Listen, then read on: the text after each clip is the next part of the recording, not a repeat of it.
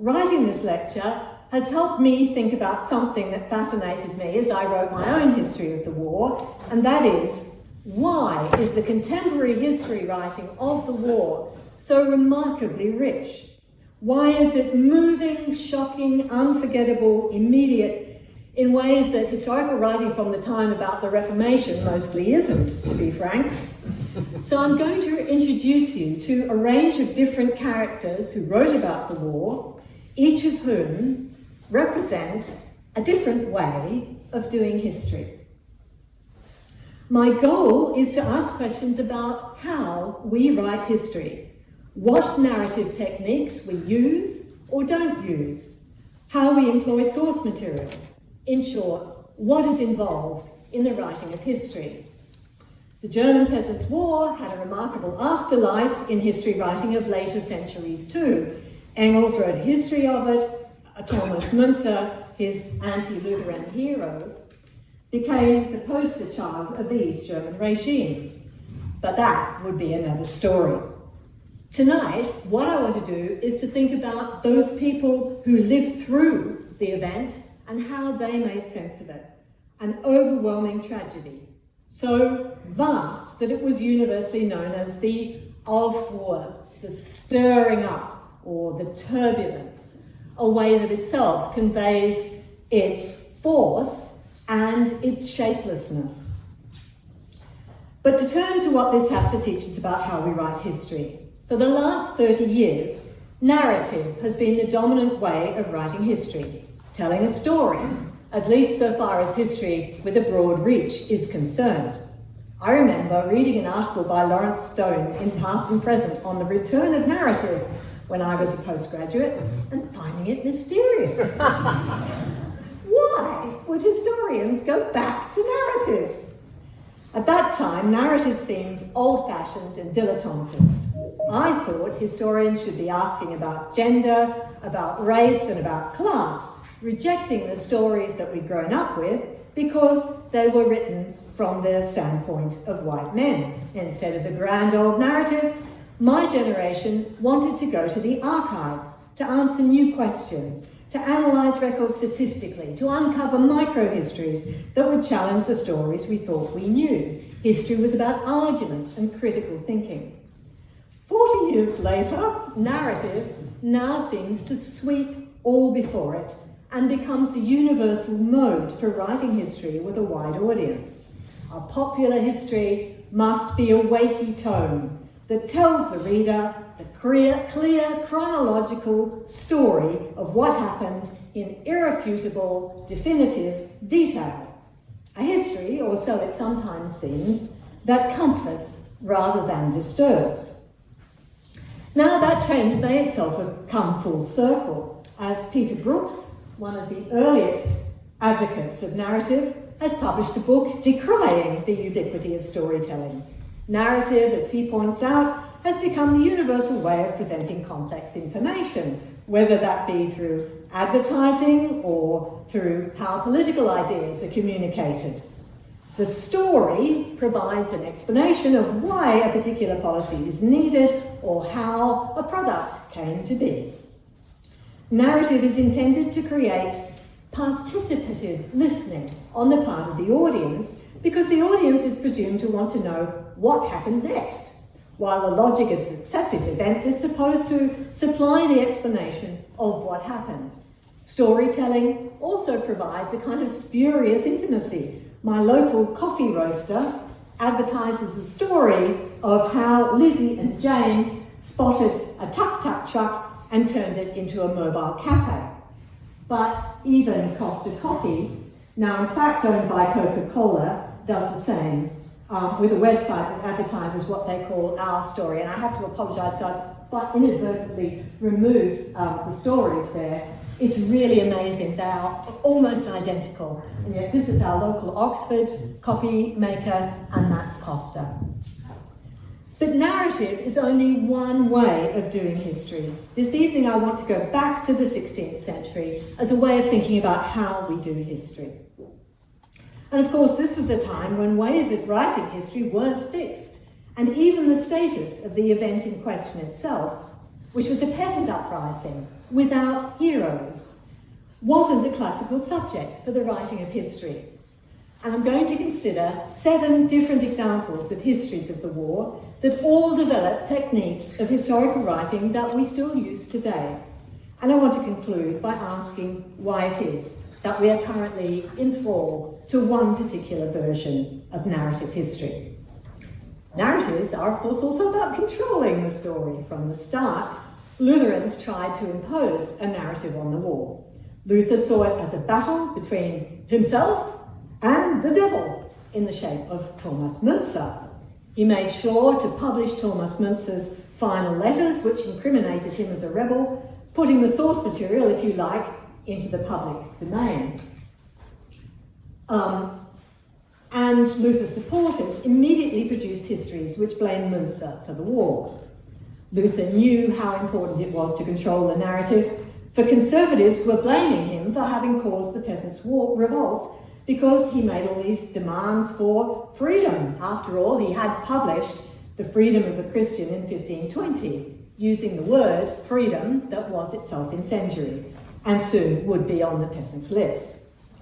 So this huge event, unprecedented in the experience of those who wrote about it, came at a time when the study of history was itself taking shape, with chronicles and individual or institutional histories giving way to something more like history as an analytic sequence of events.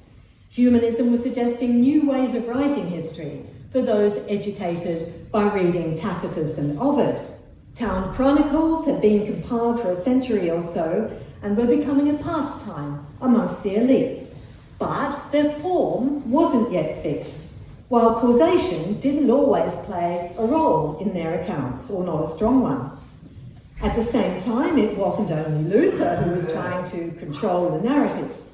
People in authority were starting to commission histories and employing historians who had to write their version of what happened. And as government became more elaborate and the numbers of officials increased, so too archives became fuller and more carefully kept. The Peasants' War was a huge, unprecedented event. Most wars in the Holy Roman Empire were geographically more limited and didn't involve death on this scale. The narrative model for revolts came from histories of Roman uprisings against tyrants. But unlike Florentine histories, previous revolts in the Holy Roman Empire simply hadn't been worthy of serious treatment. The revolt, which was much more than the local events which chroniclers had traditionally recorded, immediately raised questions of geography. Just making sense of it and how it had spread across such a wide area was a highly complex task. The event somehow had to be shaped. So, my first person is Johannes Coelestis. The immediate problem that he faced is making sense of such a vast, dispersed, cataclysmic series of events. And I think he was the first to do so. And he's also Luther's most persistent antagonist.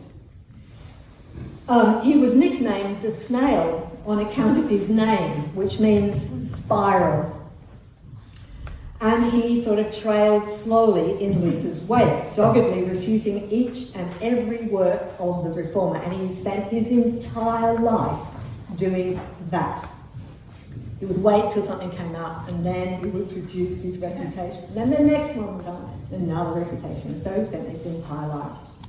Luther's supporters mocked him as the Spoon, which is another meaning of his name, and derided him as a man in woman's skirts. He was also one of the first to warn that Luther's ideas and writings would lead to peasant rebellion. Naturally, his History of the Peasants' War is the appendix to his refutation of Luther's infamous against the robbing and murdering hordes of peasants. There's another edition.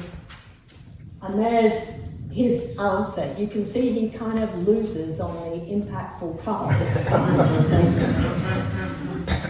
But Coelestis was no snail. He was a trailblazer. In 1519, he'd written the Brevis Descriptio Germaniae, in which he had described Germany as a whole, with the nature and character of each area, its soils, forests, geography, agriculture, numbers of cities, and the kinds of people who lived there.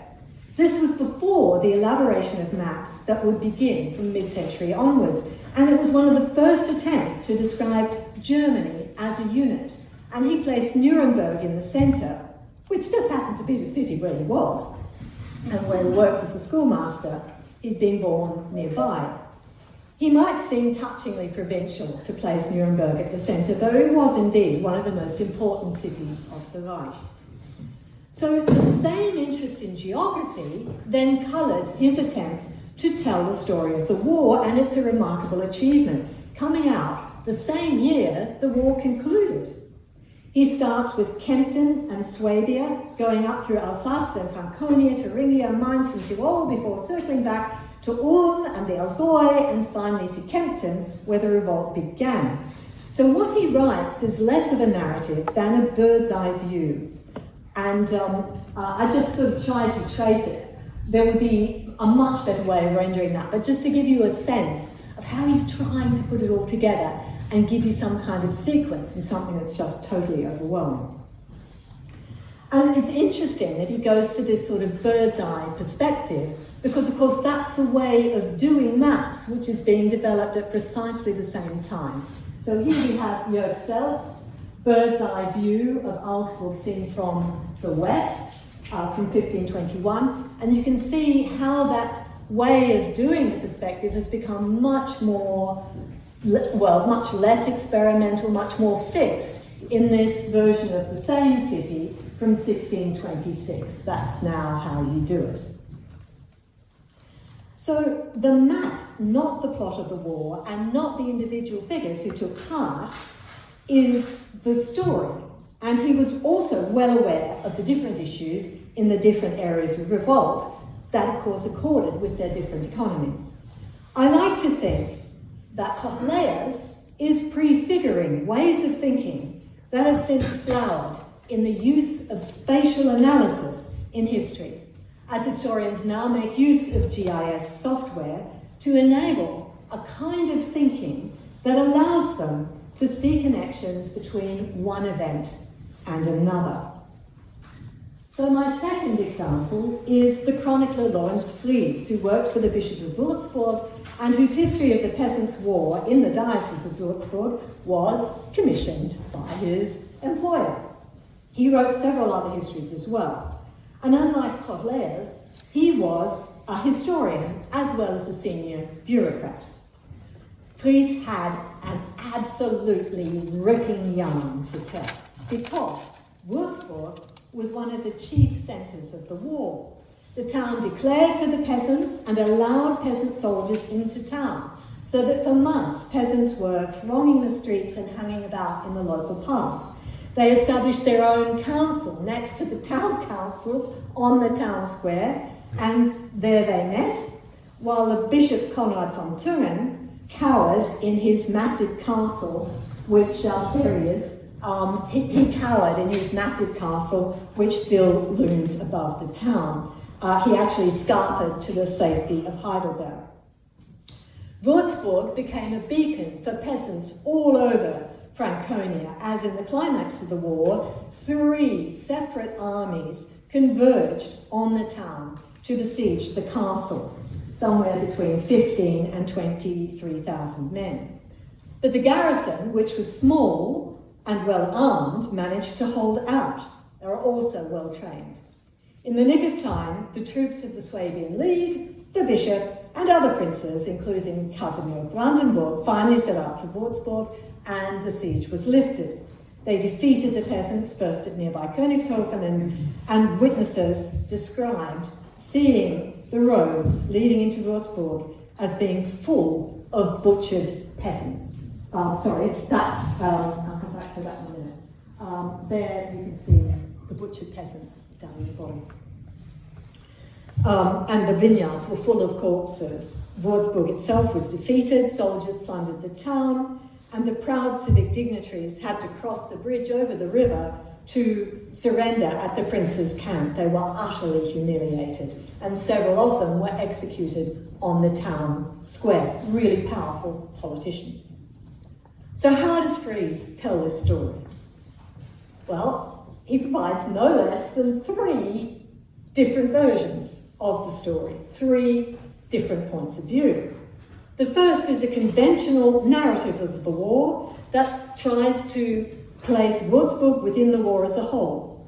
The second is a history from the army's point of view, and the third is a history arranged alphabetically according to place, so that every village and town gets its own little story. And of course that just totally corresponds to how he normally thought as a bureaucrat, and indeed we know he had these are his cupboards, so we can see how he thought. He also mostly eschews emotion, and unlike other chronicler from the town, he doesn't dramatise the events, and he's quite dispassionate. He is really caught between both sides because he's an employee of the bishop, and yet he lives in the town and has another office. He had 2 offices, and one of them was near the town hall. So one's down in the town hall and one's up near the castle. Yet he often uses his own voice, usually with a wry, detached sense of humour. So he waspishly comments on the letter which one of the peasant bands sent to another, that this shows how little solidarity they have. Or he mocks Wilhelm of Henneberg's splendid promise to support the bishop, which fell in the ashes even before it came into force and went no further than paper and words.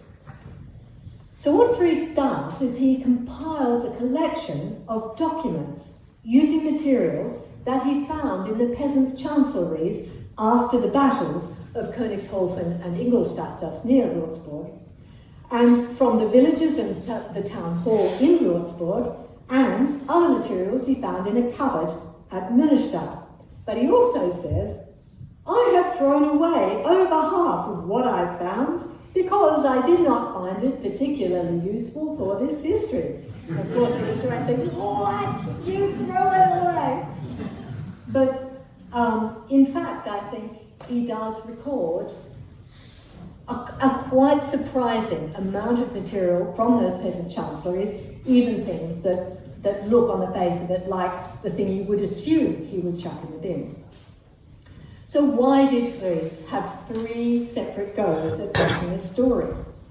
Evidently, he was dissatisfied with a conventional chronicle form, which is why he wrote the other 2. And I'm particularly interested in the version from the peasant army's point of view, his history of the Bilthausen band, because it suggests that he was trying to trace the chaotic movement of armed bands and the sheer unpredictability of how they moved. They're apparently their random journeys, their messy formation, splitting and reformation, and just the complete mess and complexity of all this. And I think he couldn't capture that within a standard narrative, and so he wrote the second one, far shorter and less successful, though I think more original than the other 2. This forced him to think outside the administrative units that were his bread and butter, because the armies didn't stick to territorial boundaries, but followed the geography, the routes of the rivers and valleys. In this way, Fries was also preoccupied with the issues that gripped top layers, geography, and how the movement spread. And he also devises a word called Landart, which I think is a lovely word, which means sort of Landart, or a type of land or region, to describe the area that he's talking about, as he tries to capture the distinctive locality, which is not the same thing as the administrative unit. And is not Franconia, and it's not Swabia either. These terms just didn't capture how the peasants created bands that made sense for them in terms of like-minded fighters. So Fries's choice here reveals how the war made people reimagine customary political and territorial boundaries, and how profoundly shocked someone like Fries was by peasants gathering in groups that were no longer bounded by lordship, as they joined with peasants of different lords to form these huge armed bands that swept everything before them. So, yeah, that's just the wonderful cupboards. When the war was over, each individual place then had to re-swear its oath of loyalty to the bishop. And the bishop, or his representative, had personally to travel to every place to receive fealty. At the same time, the bishop, or his representative, also carried out punishments of those who'd been involved in the war. Well, we know that Fries himself went on these journeys of retribution as part of his duties, and his name appears in the documents recording the executions next to many of the villages.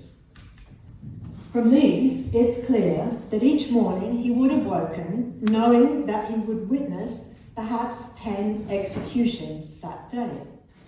These were more executions than he would ever have seen, and they went on day after day as he travelled the diocese with the executioner, sometimes as the bishop's representative.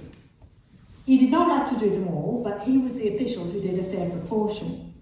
I wonder whether this experience explains why he was driven to write such a comprehensive history, and why he felt that the story couldn't be captured within the bounds of a single narrative.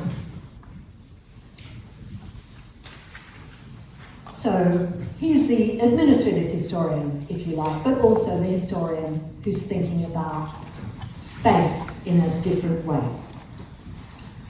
And he's more like the kind of history that we generally write. So number 3 is a visual chronicle. The abbot of Weissenau, Jakob Mührer, devised a different way of writing history altogether. He commissioned a visual chronicle, which remains one of the most informative sources that we have. And it's been ubiquitous in the celebrations of the Peasants' War, because it's one of the very few things that you can show, and it's shown absolutely everywhere. So Mührer decided what scenes should be depicted, and there's a brief explanatory commentary for each picture. Pictures, however, are static, and they lack the dimensions of time and space. So what does our artist do? He gets around the problem by adopting the technique that was also used, of course, on altarpieces, where what you do is you do a series of scenes. So you foreground one, and then you have scenes in the background, and that way you introduce the dimension of time and space. And the viewer, of course, knows what the story is and can fill that in the case of the saint. So here, for example, we see the peasants rising at Rappenspiel in the background, while in the foreground they walk to make their oath. And he does the same for the dimension of space by showing here the villages the abbey ruled from an imaginary viewpoint high above. And again, it's just so interesting how all these people are thinking about space and how they're thinking about how you represent that. What is your vantage point? How do you map it? How do you make sense of this? So he sketches in the roads that links the villages, and he shows the waterways and ponds that were such a source of argument. And he even shows the Boten, the messengers, who were essential to keeping regional control. So you can see them, and then you can see them here. You'll see them in the background walking along the roads. So the overarching narrative of the monastery chronicle is one of order restored, of institutional continuity despite threat. The story starts from the peasants swearing allegiance to their abbot. So they're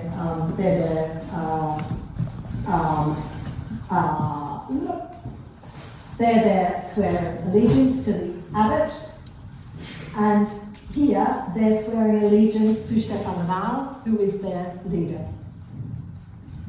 Though in fact they probably swore brotherhood to each other. And it finishes, they're swearing allegiance to the bishop. And it finishes with this. Here we've got order restored, with the abbot having the oath of fealty given to him by the peasants. And what you can't see and isn't shown in the picture is that in fact they were forced to do so by armed soldiers.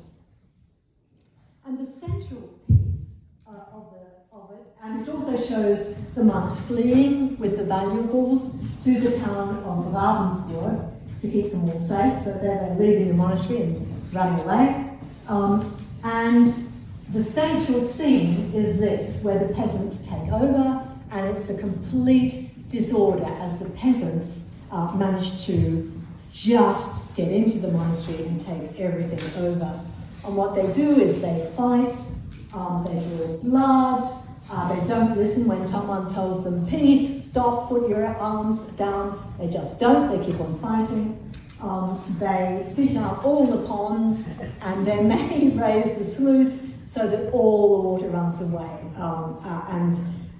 It's just a very vivid description of it all. You can also see some of them having more than fun and switch for them, taking over from the monks, and what that doesn't, however, show is it doesn't give the name of Wetzlar, who was the peasant who replaced the abbot and ruled it in his stead. And so they deny him a place in the monastery's chronicle. So this visual narrative allows us to see details which written chronicles don't reveal. How exactly the oaths were sworn, where people stood to do it.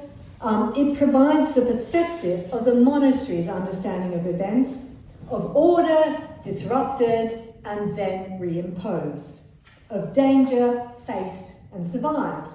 It reveals the monastery's perception of the space and territory it ruled, as it presents visually how the peasants rose up in one village and then in another.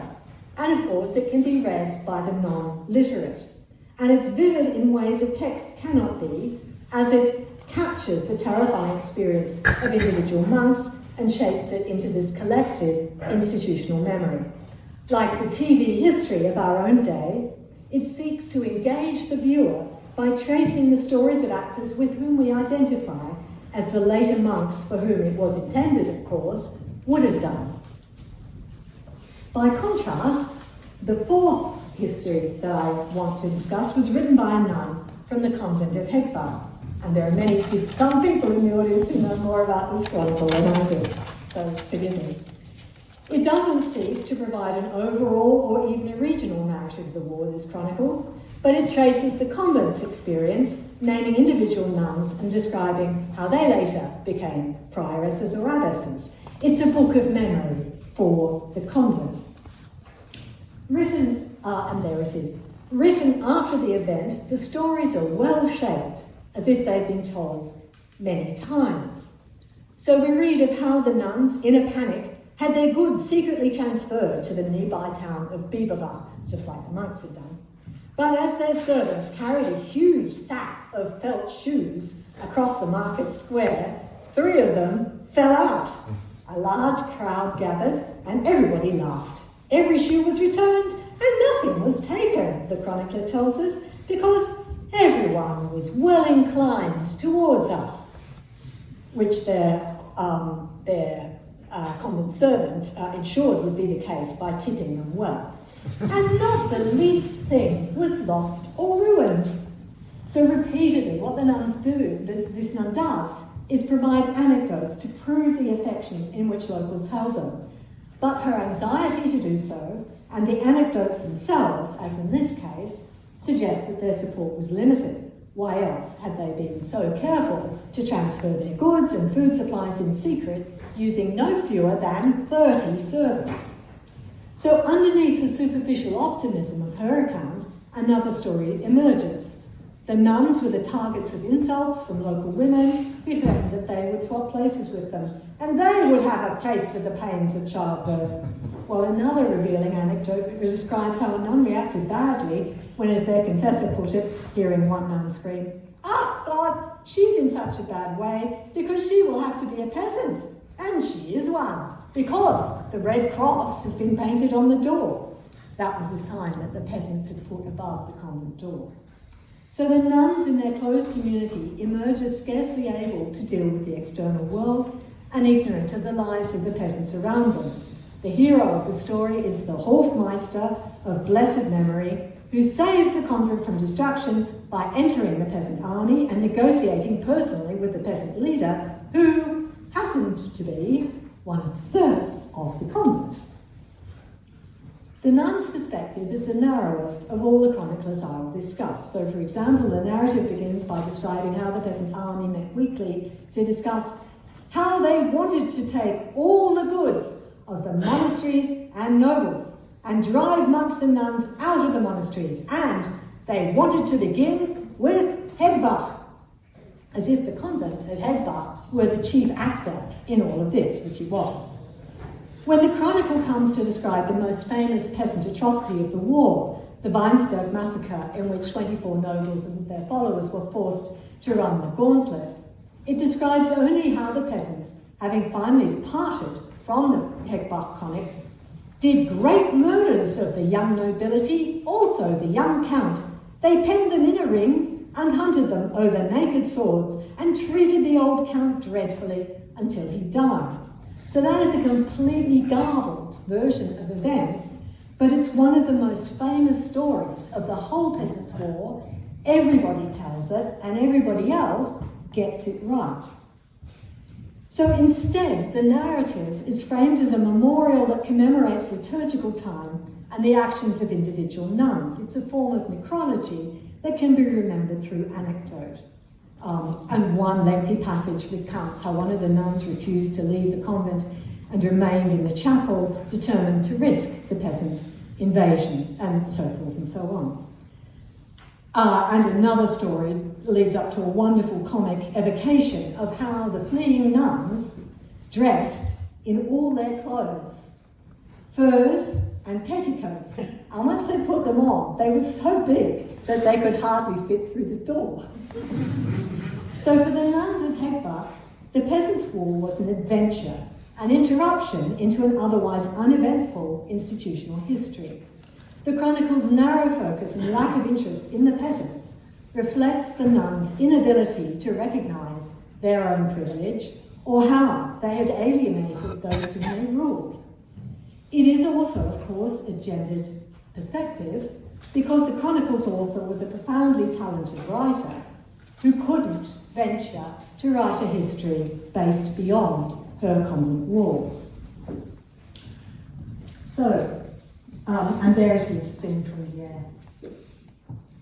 So now I want to come to Johannes Kessler's Sabbater, written between 1523 and 1539 by a Zwinglian preacher who lived in St. Gallen. These are stories to be read to while away Sabbath time, and they're mostly little more than a paragraph long. They're designed with a clear point, and they're meant to entertain. But the section on the Peasants' War adopts a different narrative strategy altogether. A sustained account of the war, it covers 30 or so folios and begins with an analysis of the event as a whole. But as this account proceeds, it becomes much more nuanced and more sympathetic to the peasants, and especially so as he describes the Baltringenband and what happens at Memmingen. He provides transcripts of conversations. As Ulrich Schmidt, the peasant leader, insists that he is taking on the job as someone subject to no lord, and so not out of self-interest, but as a mediator. And those are the words he uses. He says, as a mediator. Or he describes how Sebastian Lotzer, when asked to become secretary to the Baltringen band, said to the peasant commander, "Dear Ulrich, it is not unknown to you that you are the leader of a great peasant army, which is why you need especially talented, learned men. But I'm a simple common tradesman. I've never practiced in any court or in any chancellery, or even substituted for any notary. So considering the seriousness of your business, you won't be well served with me." Lotzer finally agreed to do so far as they should be satisfied with his industry and seriousness. He refused to take any pay. Indeed, like the Nun's Chronicle, Kessler's is an oral story in many senses. He personally knew the preacher Christoph Schappeler, the pamphleteer Sebastian Lotzer, the peasant leader Ulrich Schmidt, and others And they all fled to St. Gallen, where he was, and he acted as an oral historian, recording their testimony. The mode in which he writes is also profoundly oral, shaped around the fact that each paragraph has a narrative point which is meant to be read aloud on a Sabbath. It's an oral history in the sense that where Friese's account is driven by the written documents that he collected and then transcribed, Kessler often moves from one dramatic conversation to the next. After all, we hear their oral testimony no matter how invented the speeches that authenticate his account. Like many practitioners of oral history today, and I was reminded of Studs Terkel or of Robert Coudet's oral history of the miners' strike, Kessler allows his sources to speak, and he uses the drama of their words to give his account colour. He lets them emerge as individuals to have their say, even when that doesn't fit with his ostensible interpretation. He is the one source who gives us a sense of the emotion behind the documents, the bitter divisions between members of the Christian Union who favoured military action and those who insisted that using force against the authorities was always wrong, as he describes their unbounded heat, urgency, and how the idealists of the spring were, how they cried when they argued and threatened to leave. And he adds the fascinating detail that there was still no agreement and it was time for dinner. Only over dinner did the Lake and the Allgäu bands finally agree terms. They offered each other the hand and then they shook on it and became friends. Here we see the capacity of oral history to present what it felt like to be involved in events, to convey the importance of circumstances like dinner time to creating a resolution of a conflict.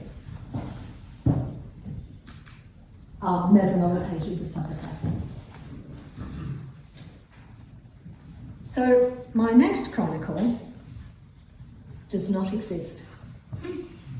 Simon Strautenbach's History of the German Peasant War was in fact written by Simon Hoffmann, a close associate of Thomas Müntzer. High time we saw Thomas Müntzer again. And it would have provided the only account of the war from the peasants' side, from a participant in the Battle of Frankenhausen, in which peasants were comprehensively defeated and perhaps 6,000 died, and which we commemorate today. Hoffmann had started out as a Lutheran and had preached without a post in Erfurt, and he was imprisoned in 1523 there and tortured, an experience which probably radicalised him as he experienced in his own body the power of the lords, the rich, those in power. He now preached more in rural areas and then found his way to Frankenhausen, and he apparently modelled his style on Münzer's own, writing a blood-curdling letter to Erfurt asking for their military assistance. He couldn't have known that the town was now on the side of the princes, and the letter, which was addressed to the council, but big mistake, not to the town, was never delivered. The messenger returned, was told to get it properly addressed, and of course by then it was too late. He lambasts the tyranny of the cruel, raging tyrants and regions, and of how the godless fear a single leaf, the just fear not even an army of 100,000. And of course that's the situation that they were about to face. Identifying himself with the Christian army of Frankenhausen, he insists that God has awakened his word, judgment, and justice, and he calls on Erfurt to join with us, so that those with the upper hand, the princes, counts, nobles, and non-nobles, can be put on the same level as us. So what might his history have been like? Would he have seen the war in apocalyptic terms as the arrival of the end of time?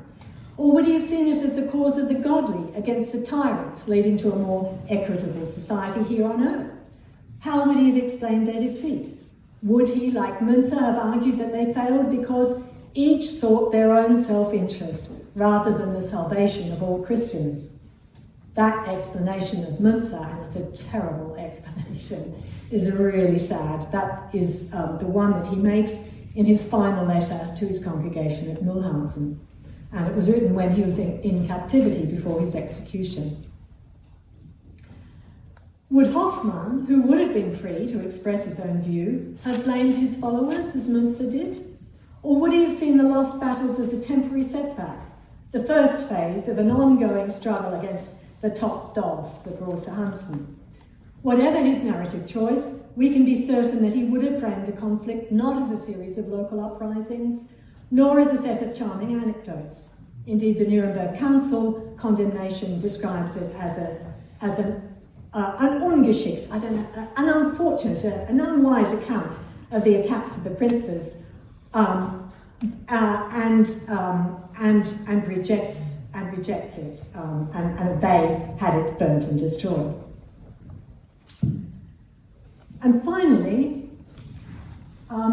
there's Mühlhausen, and there's Nuremberg, where they burnt Simon Schwarzenbach's History of the War. A seventh way of writing history, the landscape itself. Here is the Blutrinne, the blood gully that runs down from the battlefield at Frankenhausen into town, on which many of us here have seen and walked down. And that was the escape route in which so many died. It hasn't been forgotten, even in the centuries when the war was not talked about. And it tells a wordless story of its own. So, how am I doing for time? I can do it. My 7 narrators, then, each represent different ways of writing a history of the Peasants' War, different ways of doing history, and different kinds of narrative. Coelestis maps the event, tracing how the war spread and seeking to establish its extent in time and place. His is a geographer's view, and he's not primarily interested in cause and effect because his primary purpose is to build a root and branch theological refutation of Luther. Fries, a historian by nature and training, aimed to write an objective history of war in the bishopric where he lived and worked that would be based entirely on documents, and he produces them all. As he tells it in the first narrative, paper does the work.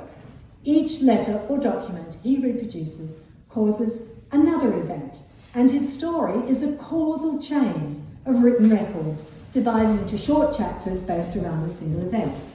Typically their titles read, "What the Cathedral Provost negotiated with his brother," or "How the Bishop of Würzburg sought help from the Count of the Palatinate." But Fries was also acutely aware of the narrative choices he had made, and he knew that the frame he chose for the story affects what the story is, and that's why he wrote 3 differently organised narratives from 3 different perspectives, and why he was driven to write one movement-driven narrative where the army and its passage through the countryside are the plot, and another static version where he traced the war in each tiny administrative unit of his bishopric. The Weissenau Chronik, the visual one, resembles a cartoon history of the war from Munt's point of view. A visual narrative, it's structured around the breakdown and reimposition of order, and the peasants are a barely characterised mass. The Nun's Chronicle, by contrast, is a series of well-crafted, engaging anecdotes, and it doesn't mention a wider explanation. However, her account has the vividness of micro-history, and it recreates the fears and excitements of those years. It also has micro-history's limitations. Kessler's oral history brings to life the voices of the past, and even if he may occasionally have invented the speeches, he was engaged in collecting the words of those who participated and what they said they had said. We will never know how Simon Hoffmann might have written his history, but it could have told us so much about what motivated the men who gathered on the hill outside Frankenhausen to fight the Lords. I'm drawn to these chronicles because I love them as pieces of writing. I love their vividness, their emotionality, and their variety, and I could have chosen many more. And in each of them, the writer emerges as a character and a personality in the events. And I also greatly admire them because, having written my own history of the war, boy, what they did was amazing. It's just so hard to do. The richness of their varied storytelling suggests too how narrow our own understanding of narrative has become. These days it seems the historian has to tell a story and follow a straight chronological path if he or she is to reach a wider public. The reader can't be let in on the choices that underpin the narrative, or on how the story could have been told differently, for that is inappropriate for a popular audience. We can't, for instance, unpick for the general reader how male or how ethnically specific most of these accounts are. Ideas and arguments are often second to story, and it's hard to imagine now that a book like E.P. Thompson's The Making of the English Working Class would be acceptable popular history now. Even oral history has to be packaged so that there's little space to lift the curtain on the process of the interview. We no longer include the documents in full as Friese did. We don't provide a string of narratives. We remain locked in a chronological carapace when, as the writers of the histories I've discussed this evening all knew, sometimes stories need to be told out of sequence. Some frame their histories in local time, others in relation to Reformation history, and yet others in terms of divine time, the choice Simon Hoffmann surely would have made. Indeed, perhaps it's time to ask what intellectual function telling a story serves. A story has a shape with a beginning, middle, and end. It lends itself to being told and heard, as these 16th century examples show. It's peopled with individuals with whom we're supposed to identify. It often uses suspense, and it presents causal links by creating a line of events as if the connections between them were self-evident when they aren't. It assumes that time is linear, when often the significance of particular events becomes apparent only later and shifts as memory and current events move. More fundamentally, we need to ask what it is that we know when we've constructed a story and what we've forgotten. We need more than stories. We also need to include the detail of social history, material culture, complex human motivation, and geography, and that can't always be corralled into a simple narrative. Ironically, as the possibilities of AI for history become evident, be they what can be done with GIS mapping, linking different data sets, or with transcribers, allowing us to analyse vast numbers of documents because we can read them easily and analyse them, or the historical avatars you can now meet in exhibitions on the Peasants' War who explain the dynamics to you. Our historical explanations are becoming more simple and further removed from research. But we need now to nourish critical and imaginative history, because if there's one thing that AI does well, it is to produce synthesis, narratives that sound authoritative but don't allow for critical interrogation of the relationship between argument and evidence. And indeed, as we all know, sometimes AI will simply invent the evidence that it needs for the story. So I hope that the sheer ingenuity of the 16th century historians' writing, the way they grapple with evidence, their vividness, their author's presence in their chronicles, even when they avoid the I form, can inspire us towards attempting more creative, less uniform, more critical, and richer forms of writing history. So finally, I want to reflect on women as writers of history and on what it has been like to be the first woman Regius Professor of History. When I first came to the University of Oxford, I was the only woman in my senior common room. Here I am, sitting on the edge, trying desperately to fit in and failing, as you can see from my entirely inappropriate clothing. that skirt, red blouse and boots, what was I thinking? When I became Regius Professor here in the History Faculty, I was the only woman professor, and in many meetings, the minute taker and I were the only women in the room. I walk up to my office in the faculty each day, past a line of photographs of my predecessors, all of whom were men, and when I arrived, there wasn't a single picture of a woman in the building. Now I hear that in the new Schwarzmann Centre, the Regiuses will be put into storage, and I'm not sure what I feel. This book on the German Peasants' War is the most conventional of all the books I've written, but it was structured around the seasons, not around events, and so my UK publisher would not accept it, and in the end, I had to break the contract. The Regius Professor of History is appointed by the monarch and speaks for history to the nation. But I was never happy being an authoritative historian, and I had to find a different voice. That hasn't meant that I haven't done public speaking or haven't engaged politically, quite the opposite, and I know that my successor will find their own way of doing the role and developing it. I'm delighted by how much things have changed over the last 20 years.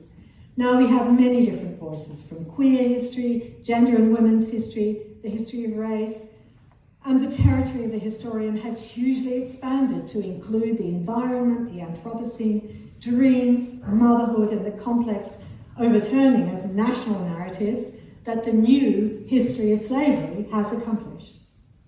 I don't think that the coming generation of women and men historians will have the same queasiness about authority that I had, or the constant urge to appease that you can see in that photograph. That ambivalence about authoritativeness, however, in how we write, was not just a bad thing, because it reminds us of the contested nature of any story and the potential of history to be a critical discipline. I've loved being Regius and standing for history amongst fabulous colleagues, academics, administrators, members of staff, and students. Every paragraph in this lecture has come out of discussion with people here. All those conversations were in my mind as I wrote. What I love about our faculty is its commitment to intellectual creativity, to the sheer pleasure of doing and writing history, and to teaching. If the last few months have taught me anything, it is that institutions which safeguard freedom of discussion, multiple voices, looking at the evidence, and openness to the outside world are truly precious. It has also taught me how easily such institutions can be destroyed. I would like to thank you all for making this such a vigorous and supportive place to do history and such a fantastic intellectual community. And I look forward to seeing where the coming generation will take the writing of history. Thank you.